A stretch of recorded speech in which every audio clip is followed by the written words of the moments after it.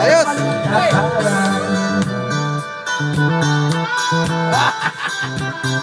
Yan pala mga paborit ni Big Pit ah.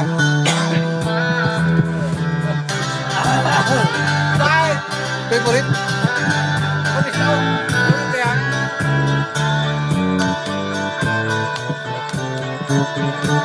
Sa panako, kaninong tanto, ilang ulit naman nagigising sa ibang kwarto.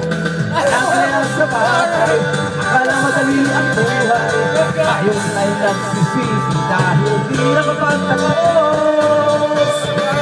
Di mo na kailangan mag-alilangan kung tama ang gagawin mo. Basta't huwag kalimutan magdahan-dahan, hindi sigurado sa kalalabas.